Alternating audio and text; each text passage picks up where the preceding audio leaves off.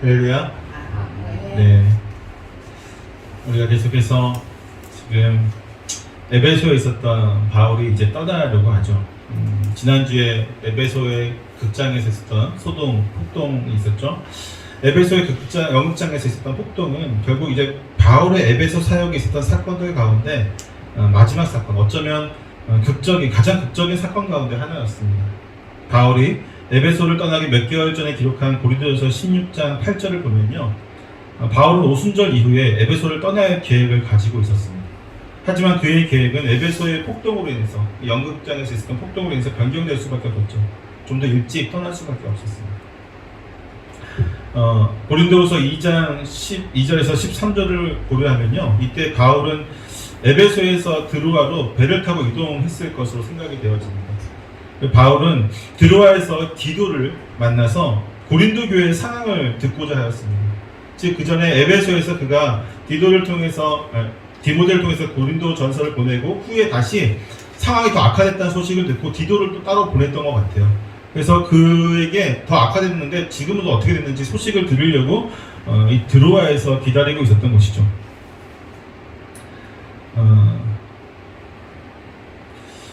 하지만 결국 이제 디도가 생각보다 빨리 안 오기 때문에 아마 바울은 디도가 백기를 통해서 빨리 드로아에 올 줄 알았는데 디도가 육로를 통해서 위로 올라온다는 소식을 들었던 것 같아요. 그래서 바울도 차라리 이렇게 기다릴 바에는 나도 가다가 중간에 만나는 게 낫겠다라고 생각이 들어서 드로아에서 배를 타고 마게도냐 지역으로 건너가게 되는 겁니다. 그는 마게도냐로 건너가 그 지역의 여러 교회들을 다니면서 제자들을 가르치고 권면하면서 헬라에 이르게 됩니다. 자세한 내용은 없지만 마게도냐에서 바울은 약 1년 6개월 정도를 머물면서 여러 지방을 다니면서 교회를 섬겼던 것으로 여겨집니다. AD 한 55년에서 56년 그 사이에 한 1년 6개월 동안을 이 마게도냐 지역을 두루 다니면서 각 교회들을 섬겼던 것이죠. 특히나 이제 제자들을 양육하는데 더 힘을 쏟았던 것으로 보여지고 있습니다. 그리고 이 헬라에 와서 약 3개월 정도를 머물렀는데 그는 주로 이 고린도 교회에서 머물렀을 것으로 예상이 되어집니다. 그는 그곳에서 그가 스페인으로 가는 길에 로마를 들르겠다고 하는 마음으로 편지를 로마 교회에 보내게 되죠. 우리가 잘 알고 있는 로마서가 바로 이때 쓰여지게 됩니다. 그런데 이때 이 교회 유대인들은 바울을 해하기 위해서 모의를 하게 됩니다. 아마도 그들은 바울이 배를 타고 수리아로 간다고 하는 소식을 듣고 미리 준비를 하고 있었던 것으로 보여져요. 그리고 이 사실을 또 미리 알게 된 바울은 수리아로 가는 배를 타지 않고 다시 마게도냐로 돌아가는, 그곳에서 배를 타고 돌아가는 곳의 계획을 변경하게 되죠. 그리고 이때 함께 돌아가려고 했던 각 교회의 지도자의 이름이 등장하게 됩니다. 마게도냐 교회의 대표자로는 소바더, 아리스다고, 그리고 아시아 교회의 대표자로는 두기고 드로비모였습니다. 그리고 갈라디아 교회의 대표자로는 더베 사람 가이오였죠. 마지막에 언급된 디모데는 교회의 대표가 아닌 바울의 어떤 수행 비서격이었기 때문에 같이 언급된 것 같습니다. 지난주에도 말씀드렸듯이 이들이 바울과 함께 하려고 하였던 것은 각 교회의 구제 헌금을 예루살렘 교회에 전달하기 위함이었습니다. 그러나 헬라의 유대인들은 바울을 죽이고자 하는 어떤 공모를 하였고, 이들은 결국 바울과 떨어져서 먼저 드로아로 향하는 이 배를 타고 갔고, 바울은 빌립보를 향해서 이동하고 육로를 통해서 이동했던 거죠. 그들은 배를 타고 드로아로 이동한 것이고요. 그리고 결국 이제 바울은 이렇게 육로를 통해서 이동하고 결국 배를 타고 드로아까지 가게 되죠. 그리고 그곳에서 7일을 머무는 가운데 그 주간의 첫날, 즉 지금 우리가 주일 예배를 드리는 이 일요일에 예배를 떡을 떼기 위해서 모인 이들 가운데 바울은 이튿날 떠나기 전에 그들에게 어떻게든 말씀을 더 많이 전하기 위해서 강론을 하게 되었습니다. 밤새도록 강론을 하였습니다. 그리고 여기서 이제 그 주간의 첫날에 떡을 떼려고 모였다라는 것이 이미 당시에도 주일에 예배를 드리는 것이 보편화되었다라고 하는 것을, 일반적이었다는 것을 알 수가 있죠. 하지만 이날의 예배는 평소의 예배와는 달랐습니다. 마치 우리가 가끔 드리는 부흥회나 혹은 성경 사경회적인 성격을 지니고 있었습니다. 왜냐하면 바울 선생님이 오셨기 때문이죠. 사도 바울이 왔기 때문에 오랜만에 방문한 바울이 그가 머무는 날이 짧았기 때문에 이날 아니면 이제 더 이상 들을 수 있는 시간이 없었기 때문에 평소 그의 말씀을 듣고자 열망하였던 드로아의 성도들은 시간이 가는 줄도 모르고 바울의 강론에 빠져 있었고, 바울 역시도 어떤 마음이에요? 더 많은 것을 가르쳐 주고자 하는, 더 많은 것을 설교를 하고자 하는 그런 마음으로 강론을 하였다는 것이죠. 하지만 계속되는 강론에 새벽부터 저녁까지 힘들게 일하고 바울의 강론을 듣기 위해서 피곤한 몸을 이끌고 왔던 사람들은 점점 피곤해졌겠죠. 우리가 지금은 편하게 이렇게 주일날 어떤 일을 하지 않고 예배를 드리지만, 물론 주일날 일을 하기 때문에 예배를 못 드리는 분들도 계세요. 그분들도 계시지만, 문제는 이제 이 당시에는 공식적으로 이 일요일이 쉬는 날이 아니었거든요. 그래서 다 새벽같이 일어나서 정말 저녁 늦게까지, 지금처럼 주 52시간도 아니잖아요. 하루 12시간 이상은 보통 일했기 때문에 새벽부터 정말 저녁까지 일하다가 지친 몸을 이끌고 지금 바울 말씀 듣고자 모인 사람들이에요. 그렇죠? 하지만 이제 계속되는 이 강론이 새벽까지 이어지니까 너무나도 힘들었던 거죠. 특히나 이제 피곤한 몸을 이끌고 왔던 유두고는 이 졸음을 이기기 위해서, 졸음을 이기고 바울의 말씀을 더 잘 집중해서 듣기 위해서 난간에 앉아 있었는데, 난간에 솔솔 불어오는 바람으로 어떻게 정신을 좀 차려보려고 했지만 결국 어떻게 됐습니까? 졸다가 떨어지고 3층에서 떨어지고 맙니다. 여기서 누가는 유두고가 일으켜보니 죽었느니라고 확정적으로 말하죠. 누가의 직업이 뭔지 아시죠? 의사잖아요. 누가가 죽었다는 것은 그냥 죽었겠거니가 아니에요. 의사적인 지식을 총동원해서 그가 지금 숨을 쉬지 않고 뭐 맥박이 뛰지 않고 이런 모든 것을 종합해 봤을 때 죽었다는 것을 결론을 내는 거잖아요. 어떤 분들은 이제 바울이 그가 생명이 떠나지 않았다라는 것을 들고 잠깐 기절했던 것이다라고 이렇게 주장하시는 분들이 있는데, 그렇지 않다는 것이죠. 실제로 유두고는 의사인 누가의 관점에서도 이미 죽은 것이 확실한 상태였다는 것이죠. 그럼에도 불구하고 바울은 그 청년의 위에 엎드려서 그의 몸을 안으면서 생명이 그에게 있다라고 선언을 합니다. 그리고는 아무렇지도 않게 다시 올라가서 떡을 떼고 먹고 날이 새기까지 이야기를 하고 떠나게 되고요. 그리고 드로아의 성도들은 다시 살아난 유두고를 데리고 가서 하나님이 주시는 그 위로를 받게 됩니다. 앞서 헬라에서 바울과 떨어졌던 각 교회의 지도자들은 먼저 아소에 와서 아소에서 또 같이 바울과 같이 아소로 이동하죠. 다시 함께 한 이들은 배를 타고 미둘레를 거쳐 기호를 지나서 사모섬에 도착하였고, 그 다음날 밀레도에 도착하게 됩니다. 드로아를 떠난 지 3일이 지난 후에 이 밀레도에 도착하게 된 것이죠. 원래 바울은 오순절을 드리기 위해서 예루살렘으로 급히 가야 했기 때문에 돌아가는 길에 다시 에베소를 절대로 방문하고자 하지 않았습니다. 방문할 계획이 아예 없었죠. 그런데 마침 배가 밀레도에 도착했는데 다시 배가 떠나기까지 며칠간의 시간이 있었던 거예요. 얼마간의 배가 머물러야 했던 시간이 있었기 때문에 그는 이 밀레도에 도착하면서 가까이에 있는 에베소의 장로들을 청합니다. 그것이 이제 다음 주에 우리가 다룰 내용인데요. 지금까지 개괄적인 얘기를 드렸다면, 오늘 이제 설교의 핵심 메시지는 뭐냐면요, 이 바울의 여정의 목적과 성과에 대해서 좀 한번 보려고 해요. 비록 누가는 바울의 3차 선교 여행 가운데 에베소를 떠난 이후의 사역을 아주 간략하게 지금 설명하고 있죠. 그렇죠?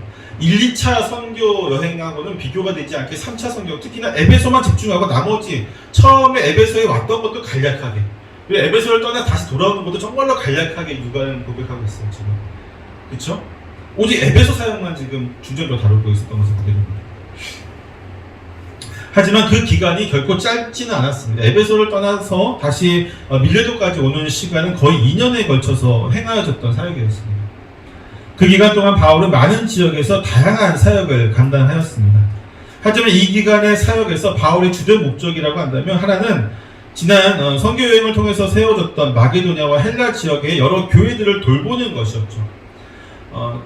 즉 이 지역에는 이미 교회가 세워진 지역입니다. 바울은 웬만하면은 교회를 세우는 지역에 잘 안 가는데 이번에는 특별히 교회가 세워진 지역에 갔어요. 그리고 첫 번째 목적은 각각의 교회들이 연약함이 있으니까, 특별히 또 고린도 교회가 막 분열이 일어난다느니 뭐 세상에다 송사를 한다느니 뭐 이상한 소문들이 막 들려오니까 그것을 좀 바로잡기 위해서 급하게 내려갔던 부분도 있겠죠. 하여튼 교회를 바르게 세우려고 했던 것, 제자를 세우고 교회를 바르게 세우는 것, 이것이 이제 그의 첫 번째 목적이었다고 한다면, 그 내면에 있는 다른 목적은 그렇게 교회들을 다니면서, 이미 세워진 교회들을 세우면서 예루살렘의 가난한 성도들을, 예루살렘 교회의 가난한 성도들을 위한 구제 헌금을 모은 것이었어요. 구제 헌금을.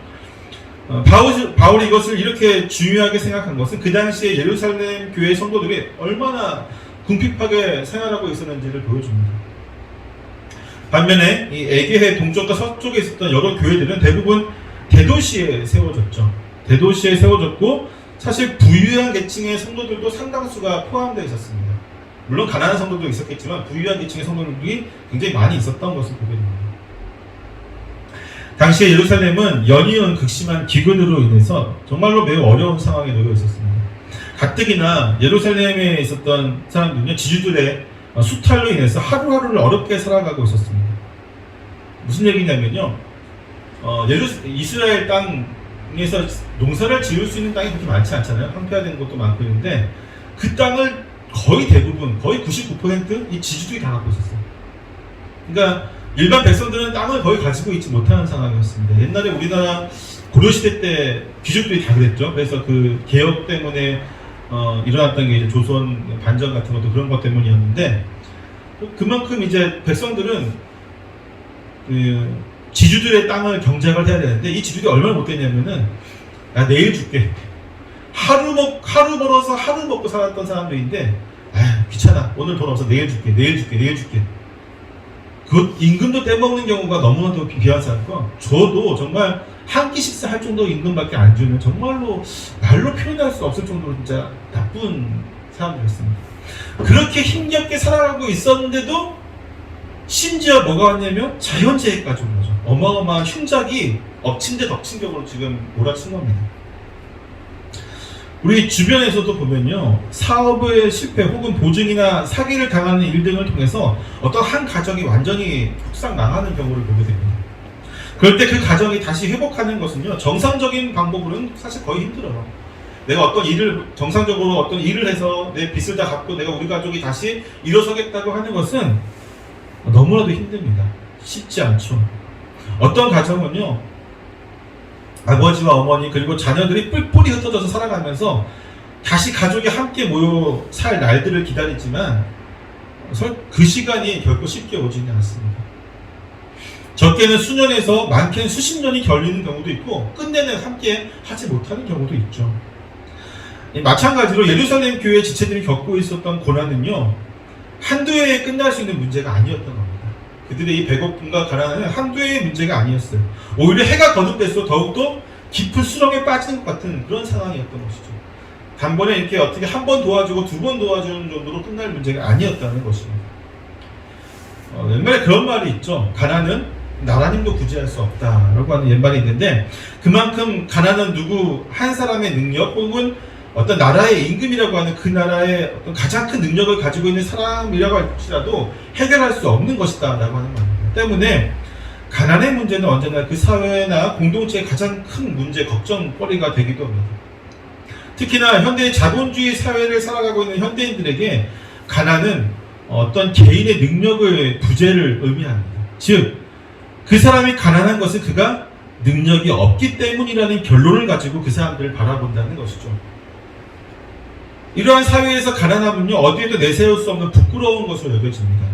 단지 가난하다는 이유만으로 그는 한없이 제한을 받고 구속을 받으며 가족에게도 또한 스스로에게도 매우 부끄러운 사람이 되어야만 하는 것이 이 현대 자본주의 사회의 모순적인 부분이죠. 심지어 어떤 사람은 가난은 죄가 아니지만 능력이 없는 것은 죄라고 하면서 가난한 사람들을 조롱하기도 합니다. 우리는 이 가난의 문제를 어떻게 생각해야 할까요, 여러분? 정말로 개인의 능력의 문제로만 보아야 할까요? 아니면 사회의 구조적인 문제를 보아야 할까요? 자본주의에 빠져있는 분들은 대부분 개인의 문제로 보고 있습니다. 그렇죠? 그리고 또 진보 개념에 있는 분들은 사회적인 문제로, 구조적인 문제로 보고 있죠. 최근 이제 우리 사회의 가장 큰 이슈 두 가지를 보면요. 하나는 정의의 문제입니다. 정의가 실현되는 사회를 꿈꾸죠. 정의란 무엇인가라고 하는 책이, 하버드 교수의 책이 한동안 엄청나게 베스트셀러가 되었던 것도 있었죠.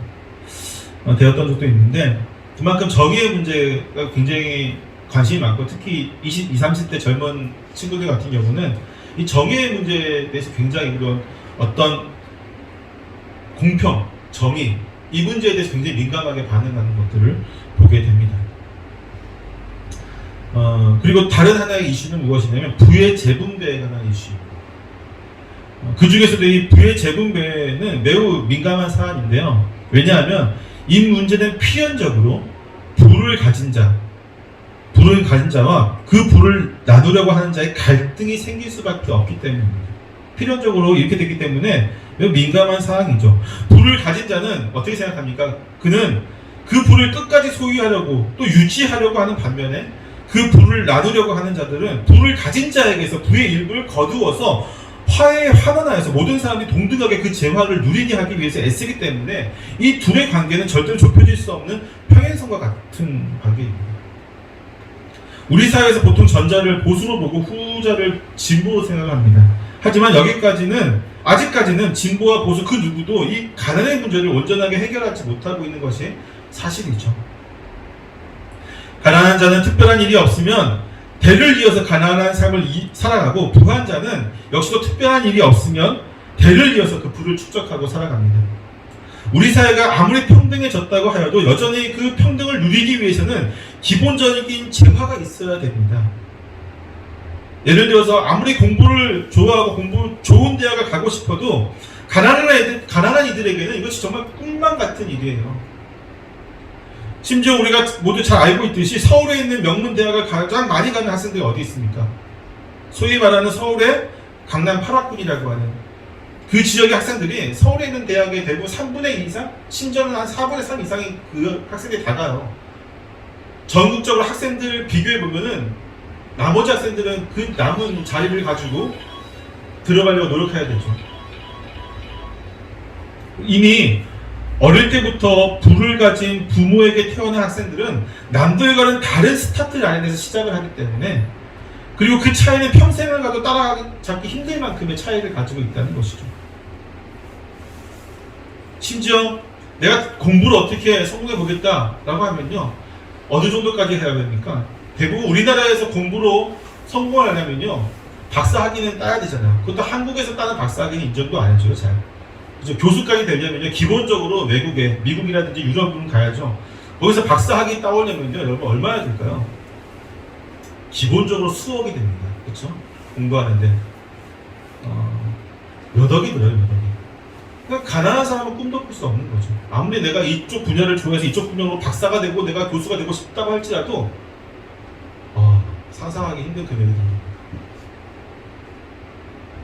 그렇다면 우리는 이 가난의 문제를 어떻게 바라보아야만 하고 어떻게 해결해야만 할까요, 여러분? 저는 오늘 본문이 그 해결책 중에 하나가 될 것이라고 생각을 합니다. 이 세상이 계속해서 가난의 문제를 해결하지 못하는 궁극적인 이유는 아까도 이야기했듯이 가난의 문제를 개인적인 문제를 보고 그 해결책을 마련하려고 하기 때문입니다.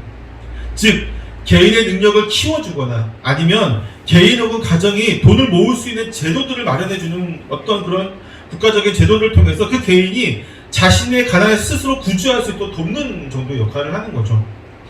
이러한 일들을 완전히 잘못되었다고 할 수는 없지만 문제는, 물론 이것도 좋은 거예요. 그렇지만 문제는 뭐냐면 하고 싶어도 할 수 없는 이들이 있다는 것을 애써 외면하고 있기 때문입니다. 즉, 따라오는 자에게는 여러 가지 제도를 통해서 가난에서 어느 정도 벗어날 수 있도록 도와주겠지만 따라오지 못하는 자들, 그렇지 못한 사람들은까지는 우리가 구제해 줄 수 없다라고 하는 선을 그어버리죠. 물론 의지가 빈약해서 못하는 사람들은 어떤 그런 부분에서 있겠지만 의지의 문제가 아니라 어떤 신체적인 문제라든지 또는 더 못할 수 있는 여러 가지 상황과 환경도 있잖아요. 그것을 고려해주지 못하죠, 정책은. 왜? 계속 개인의 문제로만 보고 있기 때문이죠. 그러나 성경은 가난의 문제를, 개인의 문제를 본 적이 없습니다. 구약에서 하나님은 이스라엘 공동체에게 가난한 자들, 그 중에서도 소득이 없는 자들과 이 고아와 과부를 책임지도록 하였습니다. 우리가 아까 읽었던 신명기 14장 28절에서 29절을 보면요, 아까 안 읽었군요. 신명기 14장 28절 29절을 보면요, 이런 말씀이 나와요. 내 3년 끝에 그의 소산의 10분의 1을 다 내어 내 성읍에 저축하여 너희 중에 불깃이나 기업이 없는 레위인가? 내 성중에 거류하는 객과 및 고아와 과부들이 와서 먹고 배부르게 하라. 그리하면 내 하나님 여호와께서 내 손으로 하는 범사에 내게 복을 주시리라 하고 말씀하십니다. 고대 사회에서 고아와 과부가 발생하는 주된 원인이 뭘까요, 여러분? 고아와 과부가 발생하는 주된 원인은 전쟁이었어요. 물론 갑자기 이제 남편이 객사하거나 어떤 죽을 수도 있지만 가장 많은 이유가 열의 9은 전쟁이었습니다. 나라와 민족, 각 지파와 가족을 지키기 위해서 전쟁터를 향할 수밖에 없었던 젊은 남자들의 가장 큰 걱정이 무엇일까요? 자기의 생명이 아니었습니다. 내가 이번에 전쟁 나가서 죽으면 어떡할지가 아니었어요. 그들의 가장 큰 걱정은 자기가 혹시라도 죽게 돼서 자기의 부재로 인해서 겪어야 할 남겨진 가족들이었습니다. 만약 이스라엘 공동체가 이러한 남겨진 가족들에 대한 복지를 생각하지 않고 무조건 젊은 남자들에게 국가를 위해서 전쟁터로 나가 싸워야 한다고만 하였다면 그들은 절대로 전쟁터에 자원하는 마음으로 나가지 못하였을 것입니다. 하지만 우리가 잘 알고 있듯이 이스라엘 민족은요, 이 민족의 침입이 빈번하게 있었잖아요. 그럴 때마다 정말 자원하는 마음으로 전쟁터로 나갔습니다.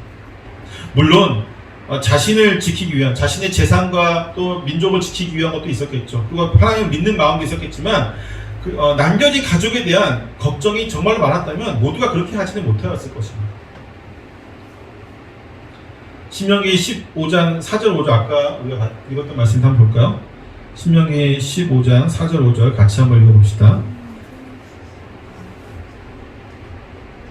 아까 우리 읽었던 거죠. 시작. 내가 만일 내 하나님 여호와의 말씀만 듣고 내가 오늘 내리는 그 명령을 다 지켜 행하면 내 하나님 여호와께서 내게 기업으로 주신 땅에서 내가 반드시 복을 받으리니 너희 중에 가난한 자가 없으리라. 이 고대 이스라엘 사회는 가난을 구조적인 것으로 보았습니다. 그들이 가나안 땅을 정복하여 각각 자신의 기업을 받았기 때문에 특별한 일, 즉 하나님을 배반하는 일만 없다면 공동체 안에 있는 누군가가 부자가 되고 누군가가 가난하게 되는 일이 없다는 얘기예요. 그냥 다 잘 먹고 잘 살게 된다는 얘기죠. 하나님이 주신 기업은 그분의 은혜를 받은 곳이기 때문에 특별하게 정말로 하나님을 배반하고 떠나거나 하지 나쁜 짓을 하지 않으면 자연스럽게 복을 받게 되어 있었어요. 너희 중에 가난한 자가 없으리라. 하나님 선언하잖아요. 그렇죠? 내게 기업으로 주신 땅에서, 하나님이 너희에게 기업으로 주신 그 땅에서 너희가 절대로 가난하게 되지 않을 거라고 얘기하잖아요. 하나님이 주신 그 기업은 은혜로 풍성한 곳이었습니다. 또한 이걸 함부로 팔 수도 없어요. 왜? 하나님이 주신 거니까. 함부로 팔 수도 없었습니다. 하지만 전쟁으로 인해서 고아와 과부가 생기면서 땅을 경작하고 지킬 수 있는 이들은 없어져 버려요. 그렇죠? 자연스럽게 가난한 자들이 생겨날 수밖에 없는 거죠. 구조적으로. 그리고 이러한 이들을 위해 각 성과 마을의 공동체는 자신들의 공동체에 속한 고아와 과부를 결코 외면하지 않았던 것을 보게 됩니다. 비록 그들이 남편과 아버지의 부재로 가난하게 되었지만 그들이 속한 공동체는 그 책임을 언제나 함께 걸머쥐었어요. 그렇게 함으로써 가난이 계속해서 이어지지 않도록 하였으며 가난으로 인한 사회적 고립이 되지 않도록 공동체가 힘써서 계속해서 도왔다는 것이죠. 이 바울과 사도들 역시 같은 맥락에서 가난을 이해했습니다. 즉 가난을 개인의 능력이나 개인의 부담으로 보는 것이 아니라 교회 전체의 문제로 생각하였던 것입니다. 그럴 수밖에 없던 것이 교회는 그리스도의 몸이요 각 지체이기 때문에 어느 한 지체가 가난하다는 것은 사실 전체 몸과도 전혀 관계가 없을 수 없기 때문이죠. 그리고 고린도전서 16장 1, 2절을 보면 이 문제를 해결하기 위해서 바울이 얼마나 부단히 열심을 내었는지를 알 수가 있습니다. 한번 볼까요? 고린도전서 16장입니다. 1, 2절. 고린도전서 16장 1, 2절입니다. 같이 한번 보겠습니다. 같이 찾으셨어요? 고린도전서 16장 1, 2절 시작. 성도를 위하는 연보에 관하여는 내가 갈라디아 교회들에게 명한 것 같이 너희도 그렇게 하라. 매주 첫날에 너희 각 사람이 수입에 따라 모아두어서 내가 갈 때에 연보를 하지 않게 하라. 네. 바울은 이미 아까도 얘기했지만 고린도전서가 어디서 쓰였다고요? 에베소에서 쓰였었어요. 에베소에서 3년 동안 머무는 그 기간에 쓰던 거죠. 에베소를 떠나기 한 5, 6개월 전에 썼던 것이 고린도 전서입니다. 고린도 교인들에게 편지를 보낼 때에 예루살렘의 가난한 성도들을 위해서 연보를 미리 준비하라고 지금 권면하고 있죠. 이제는 고린도 교회를 포함한 마게도냐 교회들이 이제 갈라디아 교회들처럼 미리 연보를 준비해야 한다라고 하는 겁니다. 특히 그는 바울이 고린도 교회에 방문했을 때에 급하게 연보를 준비하는 것을 금하고 있어요. 급하게 내가 갔을 때에 그 주에 내가 설교하면 헌금 걷고 그렇게 하지 말라는 거죠. 그것은 연보를 준비한 이들이 급하게 준비함으로 억지로 하지 않게 하기 위함이었고요. 또한 가난한 형제를 생각하는 마음으로 매번 예배를 드릴 때에 기도하면서 준비된 예물을 드리기 원하기 때문입니다. 그리고 이러한 바울의 바람은 온전하게 이루어졌습니다. 3절 4절 한번 볼까요? 고린도전서 16장 3절 4절을 보게 되면 이렇게 얘기하고 있죠. 같이 읽습니다. 시작. 내가 이럴 때에 너희가 인정한 사람에게 편지를 주어 너희의 은혜를 예루살렘으로 가지고 가게 하리니 만일 나도 가는 것이 합당하면 그들이 나와 함께 가리라. 바울은 연보를 하는 성도들이 혹시나 자신을 믿지 못할 것을 대비하여 그들이 인정하는 사람에게 연보를 맡겨서 그들이 예루살렘 교회의 편지와 함께 전달하라고 말하고 있어요. 다만 그들이 반대하지 않으면 자신도 그들과 함께 예루살렘으로 가고 싶다는 마음을 보이고 있죠. 물론 대부분의 성도들은 바울의 인품이라든지 그의 어떤 청렴함을 믿었을 것입니다. 그럼에도 불구하고 바울이 이렇게 말한 것은 혹시라도 정말 그 중에 혹시라도 한 명이라도 자신으로 인해서 시험받거나 어떤 넘어지는 사람이 생기지 않도록 배려하려는 것이었죠. 또한 그들의 대표들이 예루살렘의 교회를 방문하여서 그곳의 실상을 눈으로 보고 지속적인 연보를 보낼 수 있도록 하기 위함도 있었던 것입니다. 바울의 이러한 계획은 본문의 4절을 통해서 온전히 이루어지고 있음을 볼 수 있습니다. 사도행전 우리가 오늘 본문 4절을 한번 볼까요? 4절 시작. 아시아까지 함께 가는 자는 베레아 사람 브로의 아들 소바도와 데살로니가 사람 아리스다고와 세군도와 데베 사람 가리오와 및 디모데와 아시아 사람 두리고와 드로비모라. 여기에 언급된 이들은 모두 바울이 부탁하였던 교회를 대표하여 예루살렘 교회에 연보를 전달하는 이들이었습니다. 이들은 모두 바울의 뜻에 동참하여 자원하는 마음으로 예루살렘 교회의 가난한 성도들을 섬기고자 하였던 이들입니다. 바울의 이들의 모습을 얼마나 자랑스러워하고 기뻐하였는지를 로마서에서 잘 보여주고 있어요. 아까 얘기했듯이 로마서는 고린도 교회에서 머물 때 3개월 동안 머물 때 고린도 교회를 떠나기 전에 이제 로마 교회에 썼던 편지죠. 로마서가. 여기에 보면은 이들을 마게도냐와 헬라의 이런 많은 교회들이 연보를 준비했던 것을 바울이 정말 기뻐했던 것을 보게 됩니다. 로마서 15장 25절 27절을 제가 한번 읽어드릴게요. 그러나 이제는 내가 성도를 섬기는 일로 예루살렘에 가노니 이는 마게도냐와 아가야 사람들이 예루살렘 성도 중 가난한 자들을 위하여 기쁘게 연보하였습니다. 저희가 기뻐서 하였거니와 또한 저희는 그들에게 빚진 자니 만일 이방인들이 그들의 영적인 것을 나눠 가졌으면 육적인 것으로 그들을 섬기는 것이 마땅하니라. 바울은 로마서 15장에서 그가 로마로 가고자 하는 마음을 전하면서 지금은 어쩔 수 없이 내가 예루살렘으로 가야 한다라고 말합니다. 하지만 그는 이 고린도 교회에서 이 로마로 보내는 편지를 쓰면서 매우 기뻐하고 있죠. 지금 그것은 그만큼 예루살렘의 가난한 성도들을 위한 연보를 준비하는 일이 하나님의 은혜 안에서 모든 성도들이 기뻐하면서 동참할 만큼 그러한 행보가 이어졌기 때문이죠. 그 가운데 어떠한 불미스러운 일도 없었으며 그 어떤 사적인 욕망도 없었던 것을 보게 됩니다. 바울은 아마도 이 연보를 통해서 하나님께 영광을 돌리며 기뻐할 예루살렘 성도들의 모습을 보면서 함께 기뻐하였던 것을 보여주죠. 바울의 심정이 이해가세요? 굳이 로마에 있는 교회들한테 이 기쁜 소식을 전하는 거예요. 여기 마게도냐와 여기 이곳에 있는 아시아의 여러 교회들, 모든 교회들이 다 이렇게 동참했는데 너무 기쁜 일들이다 라고 하는 것을 자랑하고 있죠. 누가는 이 연보를 위한 여정에서 작은 에피소드를 하나 소개하고 있어요. 바로 바울이 그들과 헤어져 홀로 돌아오는 길에 이 드로아에서 강론할 때 일어난 일입니다. 이 에피소드는 누가가 바울의 여정을 기록하는 가운데 그 앞뒤 여정의 공로를 소개하고 그 가운데 집어넣어서 소개하고 있어요. 사실 어떻게 보면 그렇게 중요하지 않은 이야기를 잠깐 소개하는 정도로 전하는 것과 같은 뉘앙스를 풍기고 있기도 합니다. 누가는 바울이 에베소를 떠난 이후에 약 2년간의 전도여행을 연보에 집중하고 싶어 하지 않았던 것 같아요. 때문에 그는 본문에서 연보에 관한 그 어떠한 말도 또는 어떠한 의미도 전하지 않습니다. 사도행전 20장에 보면 연보에 관한 얘기가 전혀 없죠. 왜냐하면 누가는 사도행전을 기록하며 독자들이 사도들의 복음 전파에만 그 초점을 맞추기 원했던 거예요. 이 사도행전을 읽고 있는 독자들이 딴 데 정신 팔지 않고 오직 사도들과 또 성령의 역사가 어떻게 이루어졌는지, 복음 전파가 어떻게 이루어졌는지 거기에만 초점을 맞추기를 원했던 것이죠. 그래서 목적이 그거였다는 거예요. 즉 가난한 성도나 연보가 관한 문제가 가볍거나 중요하지 않기 때문에 언급하지 않은 것이 아니라 혹시라도 독자들이 사도행전의 초점을 잃을 것을 방지하기 위함이었던 것입니다. 때문에 바울의 밤샘 강론으로 피곤했던 청년 유두보가 3층 난간에 떨어져 졸다가 떨어져 죽었다가 다시 하나님의 은혜로 살아나게 된 것은 독자들에게 이 모든 여정의 목적은 복음에 있음을 다시 한번 상기시키는 일이 되었을 것입니다. 그리고 독자들이 이 에피소드를 통해서 드로아 교회의 성도들처럼 함께 위로를 받았겠죠. 사랑하는 성도 여러분, 사실 우리는 가난한 자를 책임질 수 있을까요? 없을까요? 없습니다. 맞아요. 우리는 책임질 수 없습니다. 우리는 그렇게 부자가 아닌데 어떻게 가난한 자들을 돌볼 수 있겠습니까?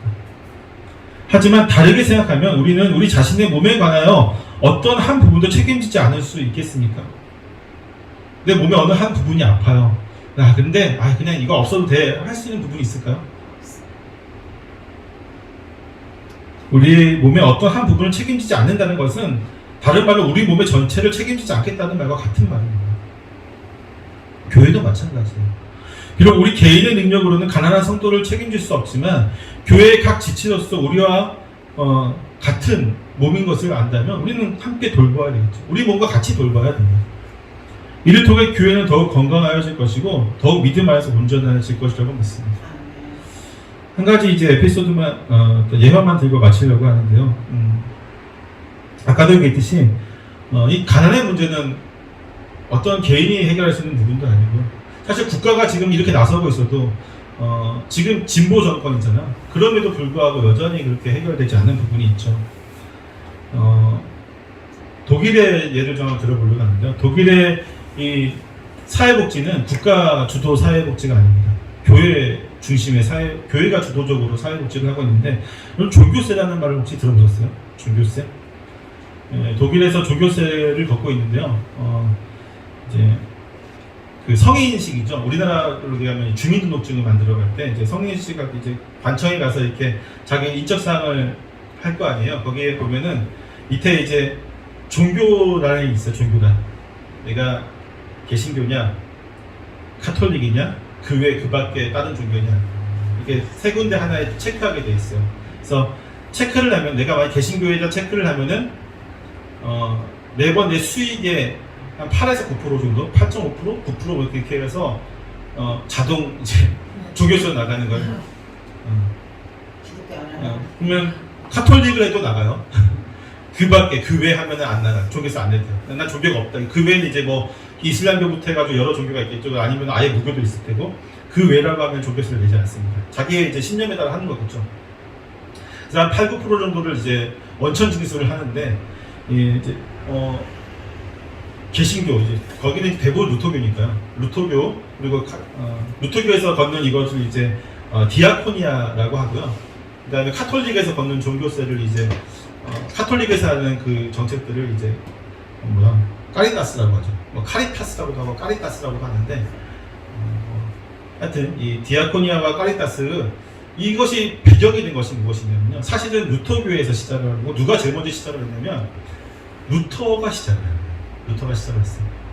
루터가 이제 비텐베르크에서 목회를 하잖아요. 목회를 했었는데 우리가 잘못 알고 있는 상식 중에 하나가 뭐냐면은 루터가 목회를 했던 교회가 비텐베르크 그 성체 교회라고 생각을 한다는 거죠. 그 95개조 관광문을 썼던 근데 사실은 루터가 사역했던 교회는 그 교회가 아니에요. 그 비텐베르크 교회가 두 개가 있는데 이 성체교회라는 이 비텐베르크 성당 이 교회는 귀족들, 뭐 지체 높은 사람들만 가는 곳이었고요. 일반 가난한 성도들이 다녔던 교회는 시민교회가 따로 있었어요. 루터가 사역했던 교회는 이 바로 시민교회였어요. 이곳에서 루터가 목회를 하는 가운데 여러 가지 일들이 있었지만 그가 하는 일들 중에 하나가 뭐냐면 공동 이렇게 모금함, 공동 이제 헌금함이라고 할 수 있겠죠. 공동 헌금함이 있었는데 특별하게 여기는 열쇠가 3개가 있었어요. 하나는 목사 대표가 열쇠를 하나 갖고 있었고요. 하나는 교회 대표가 열쇠를 하나 갖고 있었고, 특이하게 하나는 이 비텐베르크 시민 대표가 갖고 있었어요. 무슨 얘기냐면요, 이 모금함에 있는 이 구제 헌금은요 교회를 위해서만 쓰지 않았어요. 목사와 목사 대표와 또한 교회 대표와 이 시민들, 이 비텐베르크 사는 시민들 대표가 함께 같이 열쇠를 넣고 돌려야지 열리는 거였죠. 그래서 이 목적은 항상 어떤 가난한 자들을 구제하는 것들, 그리고 뭐 특별히 이제 목회자들의 그런 생활이라든지 뭐 이런 것들을 위해서, 교회를 위해서 사용되어졌는데, 이것이 이제 발달돼서 교회가 이렇게 그 시민들도 같이 동참하는 거 있잖아. 그것이 이제 발전돼서 지금은 그 독일 전체 사회에 그런 복지의 개념이 되어버렸죠. 그래서 교회 주도의 그런 복지가 되어버렸는데, 이것을 왜 소개를 하냐면 결국 어떤 한 교회의 문제로는 해결할 수 있는 부분이 아니에요. 우리가 해결할 수 있는 부분은 기껏해 우리 공동체 안에 있는 일을 조금 보듬어 줄 수 있는 게 다겠죠.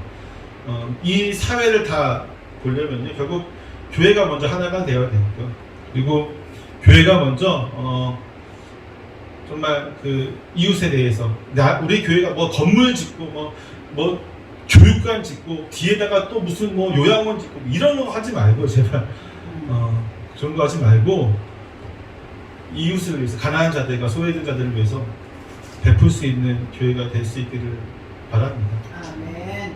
우리 교회 너무 작아서 우리 교회 이런 목소리가 얼마나 능력인지 모르겠지만 우리도 그렇게 해야 되겠죠. 저와 여러분 모두 그렇게 바울이 2년 동안 열심히 행하였던 그 연보의 모습을 보면서 우리도 그렇게 소외된 이웃을 바라볼 수 있고 또 돌볼 수 있는 저와 여러분 되시길 축원합니다. 기도하겠습니다.